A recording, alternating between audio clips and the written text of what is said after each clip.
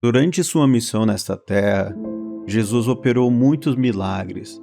Ele expulsou demônios, curou paralíticos e cegos, e através dessas obras, manifestou a glória e o poder de Deus entre as pessoas. Jesus operou tantas maravilhas que em um dos capítulos no livro do apóstolo João, fica bem claro que seria impossível registrar em livros todos os milagres que foram realizados por meio de seu ministério terreno.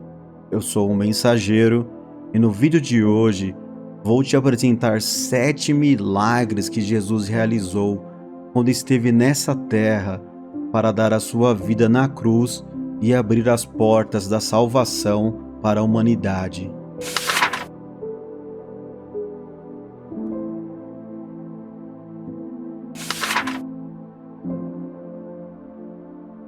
Antes de Jesus realizar esse grande milagre, nunca havia sido anunciado que um cego de nascença foi curado. Mas quando Jesus passou pelo caminho, aonde um homem cego costumava ficar sentado mendigando, ele fez o seguinte para manifestar a glória de Deus. Cuspiu no chão, misturou a terra com sua saliva e aplicou aos olhos do homem.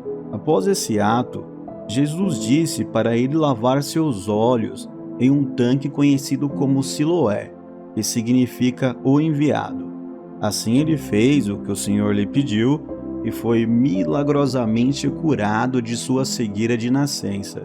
Além disso, ao encontrar com Jesus novamente, depois de ter sido questionado e expulso pelos fariseus, os olhos espirituais desse homem também foram abertos, e ele creu que Jesus era o Messias e o adorou. Esse milagre de Jesus irou e dividiu os fariseus por causa de uma lei complementar do Torá que proibia cuspir no chão de terra aos sábados e criar lodo, pois o lodo era usado para fabricar vasos, cerâmica e outros objetos. Então alguns judeus viram esse milagre de Jesus como uma forma de trabalho e o acusaram de não ser de Deus, por descumprir o mandamento de não trabalhar aos sábados. No entanto, outros judeus se questionavam: como pode um pecador fazer tais sinais milagrosos? Na verdade, os líderes religiosos estavam mais preocupados com uma lei exagerada e sem sentido criada por eles, a qual eles mesmos não eram capazes de cumprir, ou seja, um fardo pesado colocado nas costas do povo. Portanto, Jesus operou esse milagre dessa maneira para deixar claro para os religiosos que não era proibido fazer o bem e a caridade aos sábados. Porém, eles não entenderam e também, mesmo sendo testemunhas, não reconheceram o grande milagre que Jesus operou e que ele era o Filho de Deus, pois estavam cegos espiritualmente.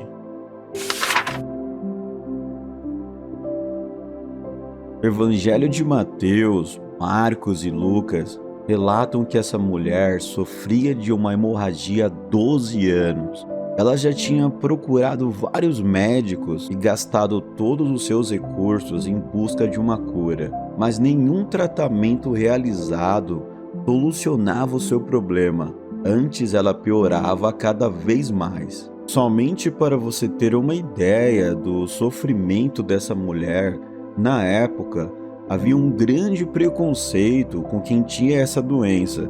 Pela antiga lei mosaica, ela era considerada impura e qualquer um que nela tocasse ou fosse tocado por ela, e além disso apenas sentasse em algum lugar que ela havia sentado, também ficaria impuro. Então essa mulher, além de sofrer com uma doença há 12 anos, era totalmente excluída da sociedade. Ela não podia frequentar as sinagogas, o templo, já tinha perdido sua família e, como já citado, gastado todos os seus bens procurando desesperadamente uma cura. Enfim, antes dela encontrar com Jesus, sua vida era resumida em sofrimento, desprezo, preconceito e angústia.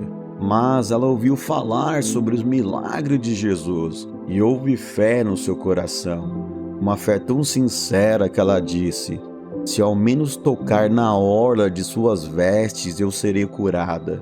No entanto, para tocar no Mestre, ela teria que superar um grande obstáculo, a multidão que acompanhava Jesus. Mas a sua fé era maior do que qualquer obstáculo, e ela não olhou para aquela grande multidão. Usou as poucas forças que lhe restavam e, após muito esforço, conseguiu agarrar a orla das vestes de Jesus. Quando isso aconteceu, na mesma hora, a hemorragia cessou e ela foi curada. E claro, Jesus sentiu que aquele toque foi diferente, pois dele saiu virtude. Não era mais apenas um empurrão ou um simples toque da multidão. Alguém tinha tocado nele com fé, e por isso ele perguntou: "Quem tocou nas minhas vestes?" Rapidamente, os seus discípulos responderam: "Mestre, a multidão te aperta e você pergunta quem te tocou?" Jesus procurava no meio da multidão quem o tinha tocado com tamanha fé. Então a humilde mulher, que era desprezada por todos, com medo e tremendo, pois tinha sido descoberta, se aproximou, se ajoelhou diante dele e contou tudo o que tinha acontecido. E Jesus, com amor, lhe disse: "Filha, a tua fé te salvou. Vai em paz e ser curada deste teu mal." A impureza encontrou com a pureza. A mulher rejeitada por todos foi chamada de filha pelo Filho de Deus. Agora ela tinha uma nova vida. Estava livre de sua doença e de todo o jugo pesado que carregava há tantos anos. Na cidade de Gadara, haviam duas pessoas que eram possuídas e atormentadas por demônios há muito tempo. O livro de Mateus diz que esses dois endemoninhados eram tão ferozes que ninguém podia passar próximo dos sepulcros aonde eles habitavam. Além disso, essas duas pessoas eram presas com correntes de ferro e cadeias, mas destruíam essas correntes facilmente e ninguém conseguia detê-las. Para isso acontecer, imagine a força desses demônios e o sofrimento que eles causavam a essas pessoas. Elas não tinham lar, andavam nuas pelo deserto durante o dia e a noite e também se feriam com pedras. Nenhum deus pagão que era adorado pelos moradores de Gadara poderia fazer absolutamente nada por elas. Na verdade, ninguém dessa cidade seria capaz de libertá-las. Era uma vida de escravidão e muito sofrimento nas mãos de demônios cruéis. Mas as trevas, o sofrimento, a desesperança e a angústia se encontraram com a luz, o amor e a glória de Deus manifestada em seu Filho Jesus Cristo. Quando viram Jesus, os demônios já o reconheceram e imploraram para que ele não os expulsasse daquele vilarejo. O desespero da legião de demônios era tão grande que eles pediram para possuir uma manada de quase 2.000 porcos que havia ali, talvez pensando que ainda poderiam causar dor e sofrimento às pessoas do vilarejo em outro momento. No entanto, após Jesus autorizar que fossem para os porcos, a manada partiu descontrolada rumo a um precipício e se lançou no abismo, e os porcos morreram afogados no mar. Os moradores da cidade testemunharam esse grande milagre, porém, por não compreenderem o que havia acontecido, ficaram com muito medo e pediram para que Jesus fosse embora da cidade. Mas o milagre estava feito. 2 pessoas foram libertas da escravidão e jugo dos demônios e viraram mensageiros da grande misericórdia de Deus naquela cidade. Nesse milagre, Simão, Tiago e João haviam trabalhado durante a noite inteira e, com certeza, eles se esforçaram bastante e usaram todo o seu conhecimento sobre pescaria. Afinal, Eles eram pescadores bem experientes. No entanto, tinham lançado a rede por diversas vezes durante aquela noite e não conseguiram pescar um único peixe. Sem dúvidas, eles estavam muito cansados e frustrados após tantas tentativas sem sucesso. No momento que eles já lavavam as redes para ir embora, Jesus entrou no barco de Simão para continuar pregando e anunciando o reino de Deus à multidão que ali estava. Após terminar de anunciar a palavra de Deus, Jesus pediu para Simão ir para o alto mar e lançar a rede novamente. E como estava exausto e desanimado, Simão falou que eles tinham trabalhado durante a noite toda e não conseguiram pescar nada, mas por causa do pedido de Jesus, tentaria mais uma vez. E essa nova tentativa foi diferente, pois quando eles lançaram a rede, ela ficou tão cheia de peixes que não estava suportando o peso e se rasgando. A quantidade de peixes foi tão grande que eles tiveram que pedir ajuda aos companheiros que estavam em outro barco para puxar a rede. No final, os dois barcos ficaram tão cheios de peixes que quase afundaram. Depois desse milagre, Simão se prostrou diante de Jesus e disse para se afastar dele, pois era um homem pecador. Ele e seus companheiros estavam espantados por causa dessa grande pesca. Então Jesus falou para ele não temer e anunciou que a partir daquele momento, Simão, pescador de peixes, se tornaria pescador de homens. Assim, após levar os barcos para as margens do mar, deixaram tudo e seguiram a Jesus. Se você fizer uma rápida pesquisa no Google sobre o que é fé, você saberá que uma das definições dessa palavra tão conhecida é confiança absoluta. Isto é, fé é acreditar plenamente, com firmeza, ou seja, não existe nenhum espaço para dúvidas e incertezas em uma fé verdadeira. Durante o período que Jesus esteve na cidade de Cafarnaum, ele operou muitos milagres. Entre esses milagres, um deles o deixou maravilhado com tamanha fé. O servo de um centurião, homem com poder e autoridade sobre 100 soldados romanos, estava paralítico, muito doente e quase morto. Por isso, ele foi ao encontro de Jesus e clamou para que ele o ajudasse. Entretanto, quando Jesus disse que iria até sua casa e curaria seu servo, o centurião respondeu: Senhor, não sou digno de que entres debaixo do meu telhado, mas dize somente uma palavra e o meu criado o há de sarar. Pois também eu sou homem sob autoridade e tenho soldados às minhas ordens, e digo a este, vai, e ele vai, e a outro, vem, e ele vem, e ao meu criado, faze isto, e ele o faz. Ao ouvir o centurião falar isso, Jesus ficou tão maravilhado e falou que nem mesmo em Israel encontrou tanta fé, e disse, vai, como creste, te seja feito. E naquela mesma hora, o seu criado sarou. Esse milagre é uma demonstração de uma fé absoluta no poder da palavra de Jesus. E além disso, um grande exemplo de humildade de um homem com influência, mas que não se engrandeceu e deixou o seu ego humano de lado, pois não se achava digno de receber Jesus em sua casa.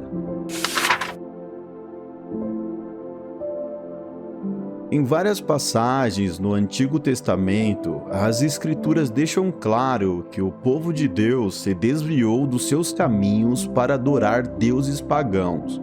No tempo de Jesus, os judeus estavam debaixo do jugo do Império Romano e o paganismo dos romanos, ou seja, seus deuses, também foram introduzidos entre os judeus. Ao que tudo indica, Com base em descobertas arqueológicas no ano de 1888, um exemplo do paganismo romano podia ser visto em Jerusalém, no famoso tanque de Betesda, que acabou se tornando um lugar de devoção ao deus Asclépio. Na mitologia grega e romana, Asclépio é o deus da medicina e da cura.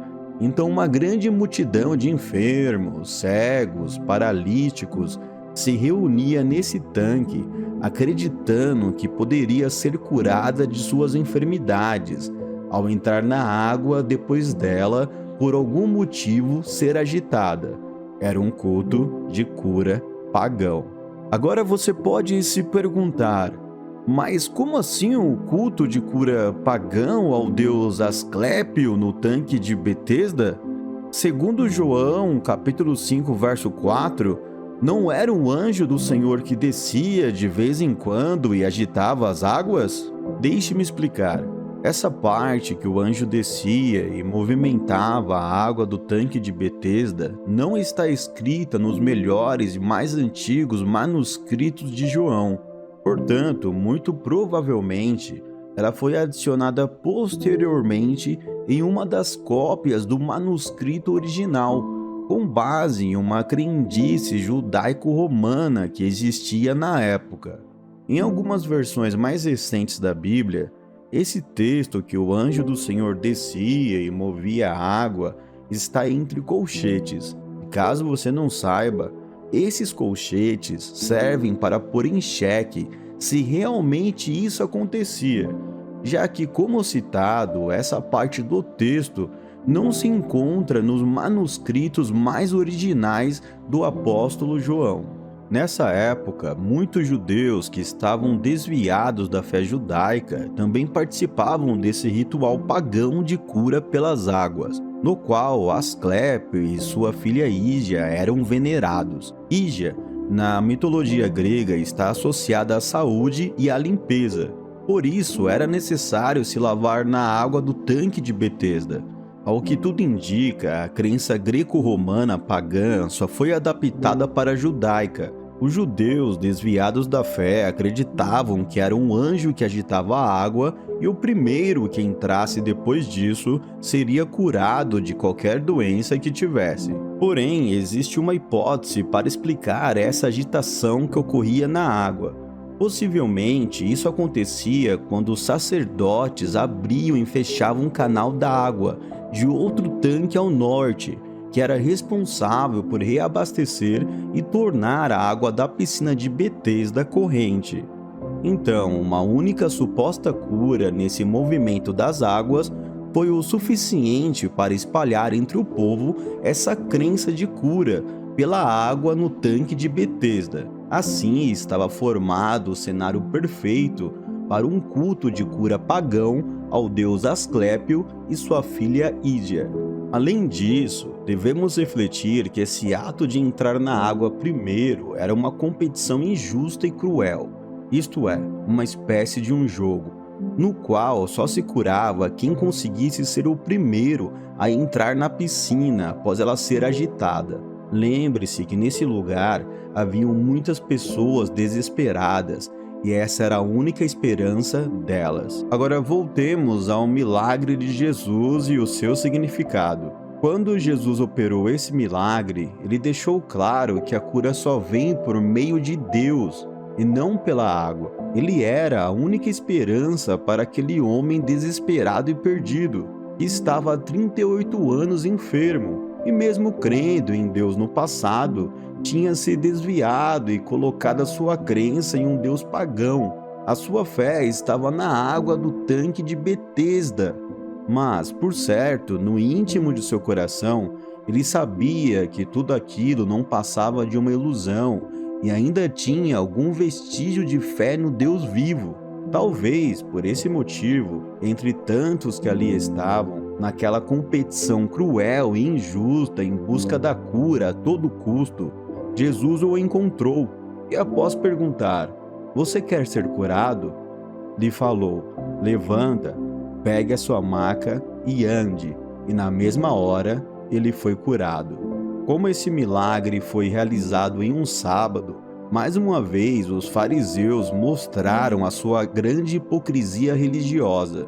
Eles faziam vista grossa para um culto de cura pagão, mas ficaram furiosos porque o homem foi curado e levou a sua maca em um sábado, pois pela lei complementar da Torá era proibido transportar objetos aos sábados. Também é importante destacar essa outra passagem de João, capítulo 5, verso 14, que diz: Mais tarde, Jesus o encontrou no templo e lhe disse: Olha, você está curado, não volte a pecar, para que algo pior não lhe aconteça. Nessas palavras está uma grande lição para nós, pois quantos que Jesus libertou, curou e voltaram a adorar os deuses do mundo atual? Celebridades, influencers, políticos, pregadores, pastores e toda espécie de ídolos. Saiba que Deus abomina a idolatria e ela causa um grande mal para a sua alma. Por isso, toda honra e glória seja dada somente a Deus e a Jesus, nosso Salvador.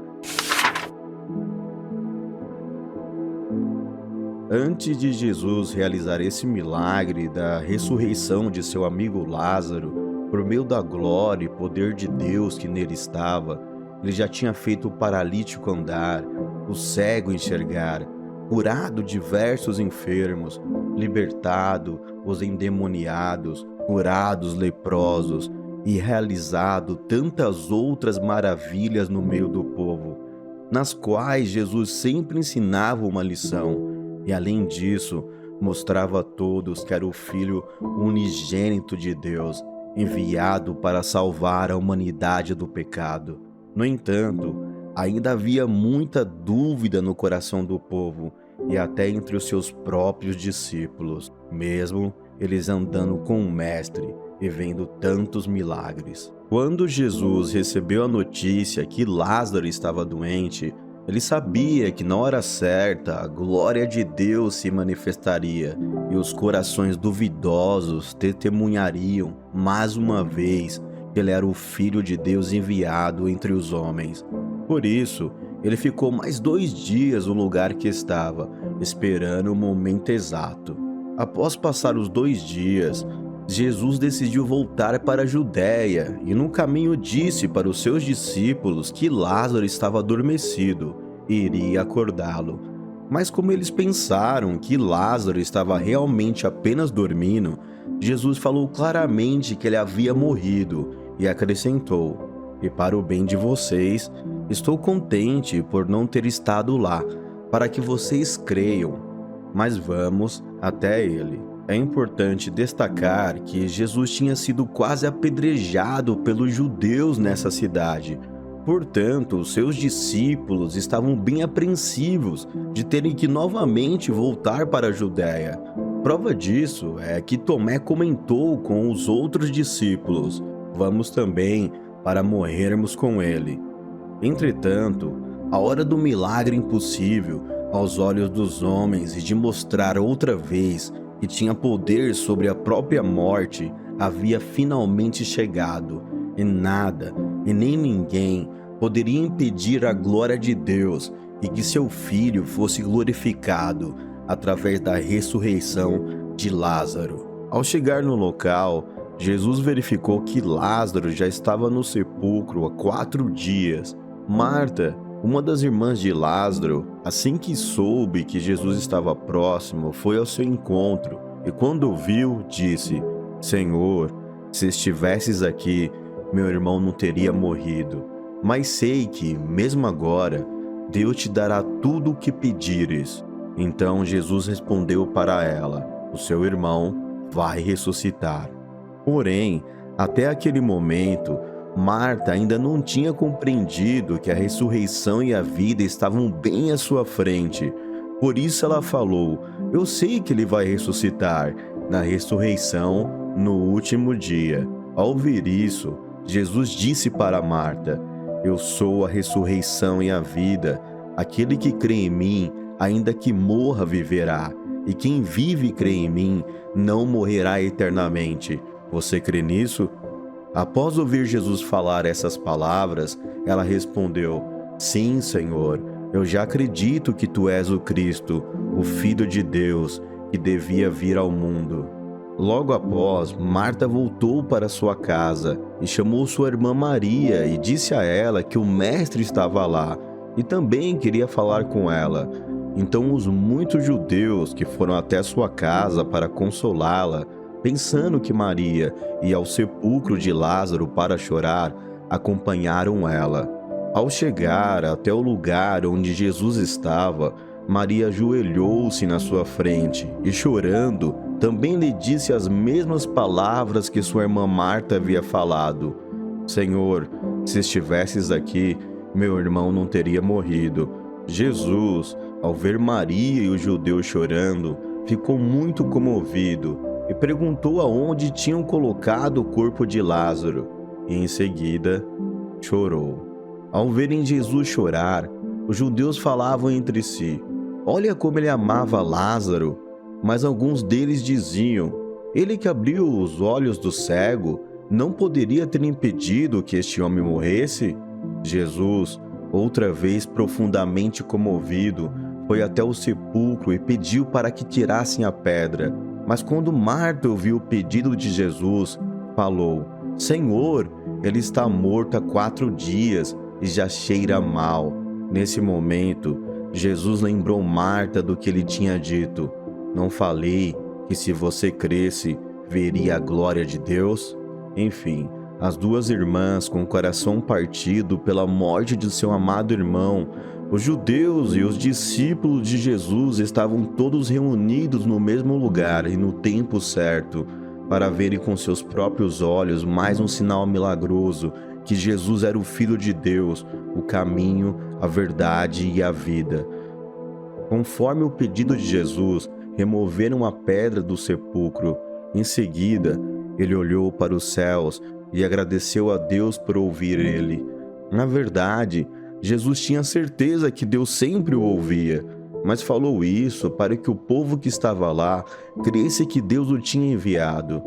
Depois de agradecer a Deus, Jesus exclamou em alta voz: Lázaro, venha para fora. Nesse momento, a morte encontrou com a vida que estava em Jesus, e Lázaro ressuscitou dos mortos e saiu para fora do sepulcro, com as mãos e os pés envolvidos em faixas de linho e o rosto coberto num pano. Logo depois, Jesus disse para tirarem as faixas de Lázaro e o deixarem ir. Então muitos judeus que estavam lá creram nele, mas outros, mesmo depois de ver esse grande milagre, foram contar aos fariseus o que tinha acontecido, e assim começou a conspiração para tirarem a vida de Jesus.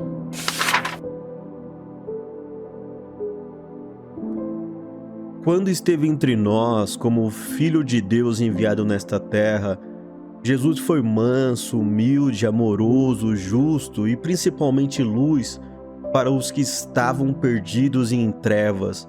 Jesus venceu o pecado, a morte, Satanás e deixou o amor como seu maior exemplo. Por te amar, ele suportou todo o sofrimento e foi crucificado, para que você fosse liberto das correntes do pecado e deixasse de ser escravo. Jesus ressuscitou no 3º dia e vive, e hoje você pode escolher ser seu discípulo e seguir seus passos nessa terra. É verdade, não será nada fácil, mas tenha certeza que você nunca estará sozinho ou sozinha nessa caminhada. Ele será a sua força e o seu amigo. Jesus te ama e ele é o caminho, a verdade e a vida. Ele é o verdadeiro exemplo a ser seguido, o verdadeiro pastor que deu a vida pelas suas ovelhas. Muito obrigado por assistir até aqui. Deus abençoe você e a sua família.